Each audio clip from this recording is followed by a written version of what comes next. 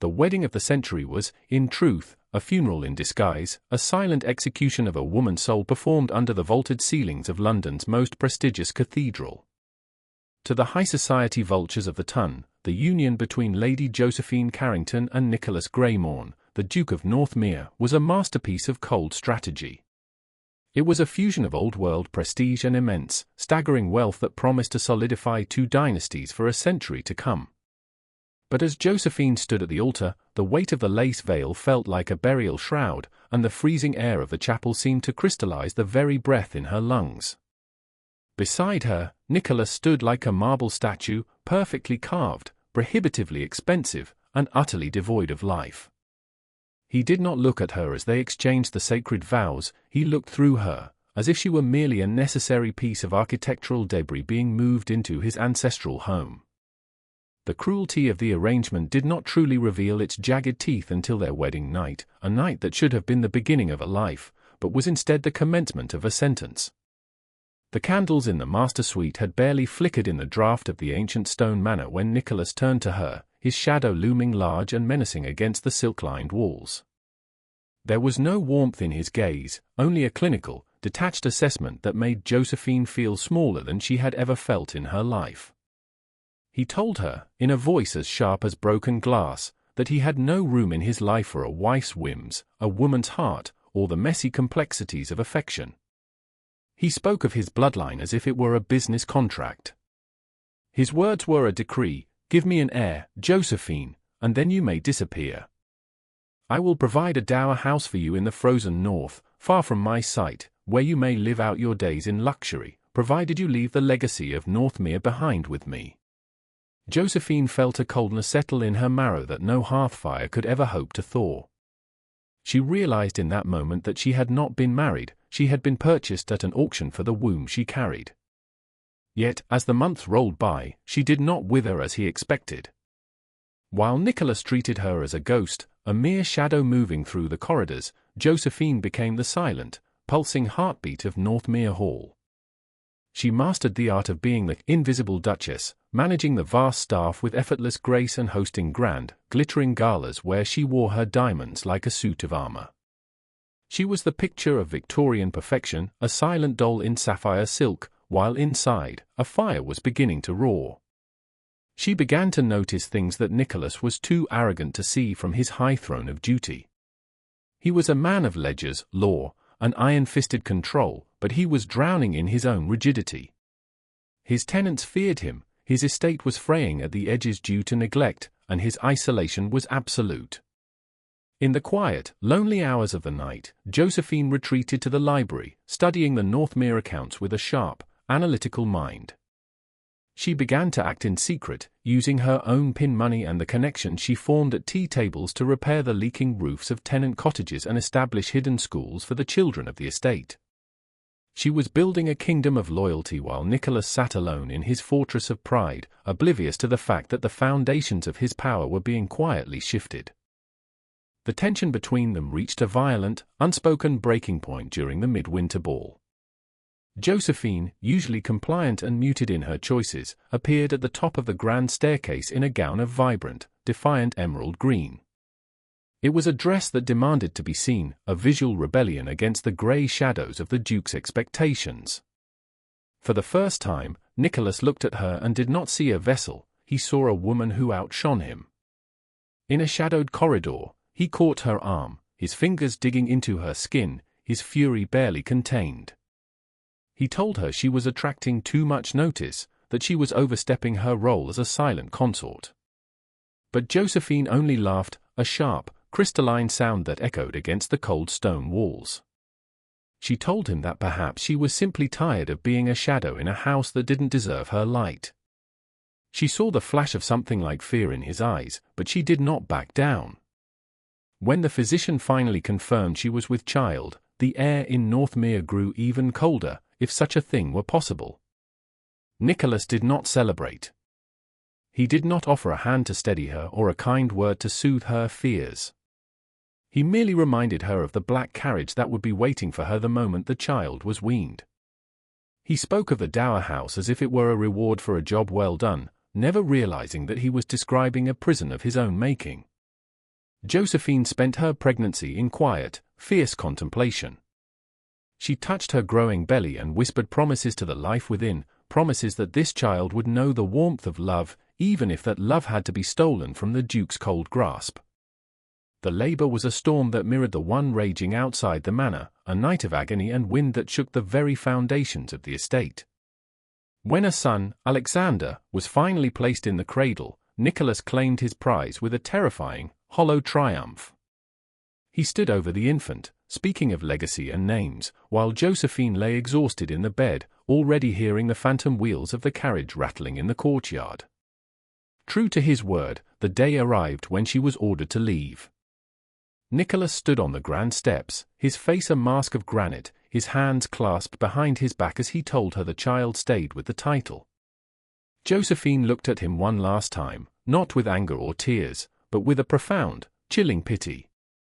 She told him that a house without a heart was just a pile of stone, and that he would soon learn the true cost of silence. Then, she stepped into the carriage and vanished into the northern fog. The silence that followed her departure was at first exactly what Nicholas thought he wanted. He had his air, he had his quiet. But the silence soon turned predatory. Within weeks, the life seemed to drain out of Northmere Hall. The servants, who had worshipped the woman who cared for their families, worked in sullen, resentful silence. The grand rooms felt cavernous and empty, the air heavy with the absence of her scent and the rustle of her silk. But the true undoing of the Duke was the child. Alexander would not stop crying. No nanny, no wet nurse, and no amount of luxury could replace the specific warmth Nicholas had cast out. The infant's wails echoed through the empty corridors at 3 in the morning, sounding to Nicholas like a mounting accusation he could not silence. Nicholas found himself standing in the nursery, holding the screaming heir he had so desperately wanted, and realizing with a crushing weight that he was a total stranger to his own son. He realized he didn't know how to be a father, only a ruler, and a ruler had no power over a baby's grief. He retreated to Josephine's old rooms, seeking a clue on how to manage the estate she had secretly kept afloat. He found her ledgers, not diaries of pain, but brilliant, complex blueprints for the future of Northmere. He saw how she had protected him, how she had managed the people, and how she had loved the estate even while he had treated her with contempt. The realization hit him with the force of a physical blow, shattering the ice around his heart. He had thrown away the only person who truly understood the weight of his crown. Driven by a desperation that finally shattered his pride, Nicholas took the child and traveled into the brutal, biting northern winter. He expected to find a broken woman, withered by isolation. Instead, he found a duchess who had built a new world.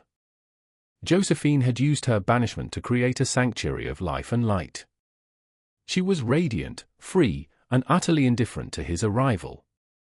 The long, winding road to the dower house was paved with Nicholas's regrets. Every mile felt like a lash against his back. When he arrived, he did not see a woman mourning her lost status.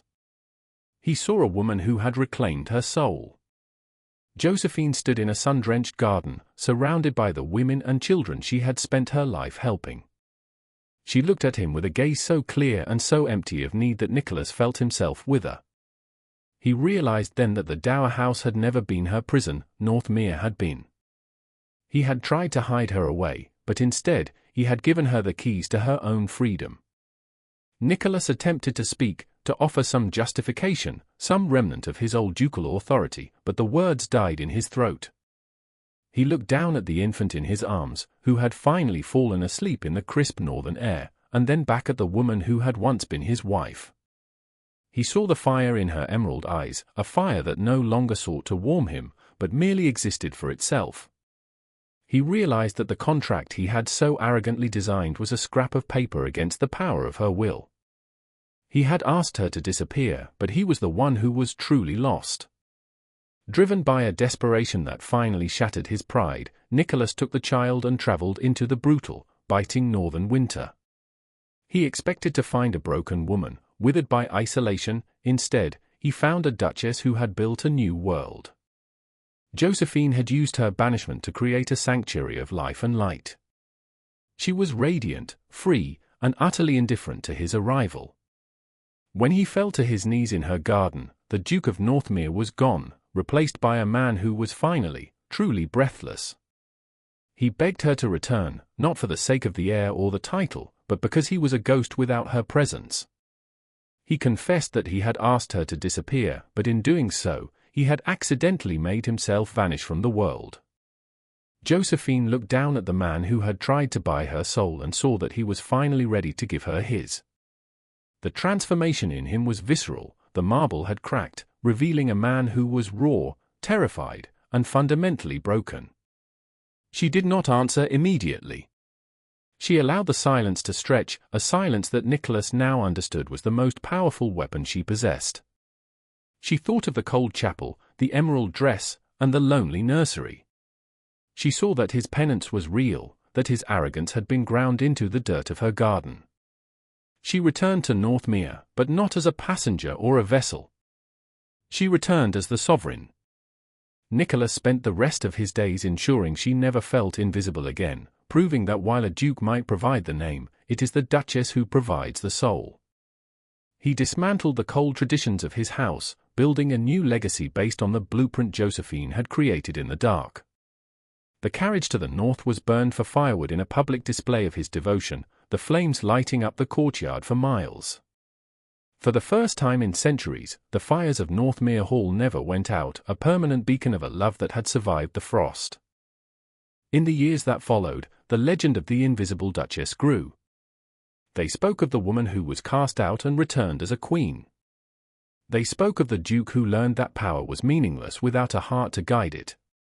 But mostly, they spoke of the eyes of their children, eyes that were not cold like marble, but bright with the emerald fire of a mother who refused to disappear.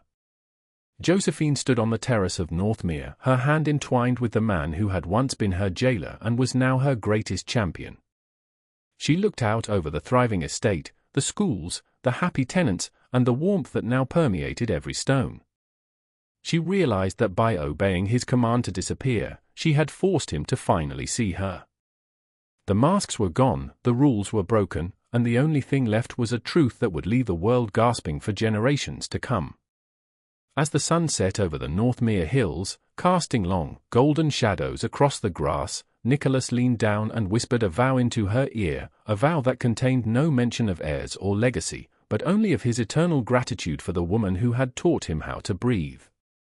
Josephine smiled, a real smile that reached the depths of her eyes, and as they walked back into the warmth of their home, the heavy oak doors closed behind them, sealing in a love that no winter could ever touch again. The silence of Northmere was no longer a tomb, it was a sanctuary, and the story of the woman who refused to stay hidden became a song that the wind would carry through the oaks of the estate forever. Now, Alexander was no longer a crying infant but a boisterous boy who carried his mother's spirit in his laughter. Nicholas watched him, not as a piece of property, but as a living testament to the mercy Josephine had shown him. Every time he looked at his son, he was reminded of the night he nearly lost everything to his own pride. He spent his days at Josephine's side, working as her partner in every sense of the word. They reformed the laws of their lands together, ensuring that no woman would ever again be treated as a transaction in their corner of the world. The story of their marriage became a beacon for others in the Tun, a whispered tale of hope that even the coldest hearts could be thawed. Josephine never forgot the coldness of her wedding day, but she used that memory to fuel the warmth she provided for others. She became the patron of the arts, a champion for the marginalized, and the most formidable political mind in the country. Nicholas stood back, no longer threatened by her light, but basked in it, his own reputation transformed by her influence. The dower house in the north remained, but it was no longer a place of exile.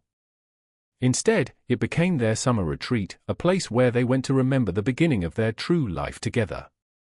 It was there, among the roses and the northern air, that Nicholas had first learned to truly see the woman he had married. And it was there that Josephine had first learned to truly forgive the man who had asked her to disappear. Their life was a tapestry of shared burdens and shared joys, a journey from the shadows into the blinding light of a genuine partnership. When they finally grew old, and their hair turned to silver like the winter frost they had once feared, they still walked hand in hand through the gardens of Northmere. The silence between them was now filled with the comfort of 1,000 shared memories, and the legacy they left behind was not measured in titles or gold, but in the love that had transformed a pile of stones into a home. And so, the legend of the Duchess of Northmere lived on, long after the stones of the manor had begun to weather and the names of the creditors had been forgotten. It was a story told to every bride who felt the weight of her veil, a reminder that her soul was her own, and that even the most powerful duke could be brought to his knees by a woman who knew her worth. The fires of Northmere continued to burn, a perpetual flame that served as a reminder that love, when forged in the fire of rebellion and tempered by mercy, is the only thing that truly lasts forever. The wind would howl through the ancient oaks, and the snow would fall on the Northmere hills, but inside the hall, there was only warmth. The Duke and his Duchess had found their way through the dark, and in doing so, they had ensured that no one in their world would ever have to disappear again. Their story was a masterpiece of endurance, a testament to the fact that the human heart, when pushed to the edge of the abyss, will always find its way back to the light. And as the final pages of their history were written, the only words that remained were not of commands or airships, but of a love that had left the world breathless and gasping, a love that would never, ever fade.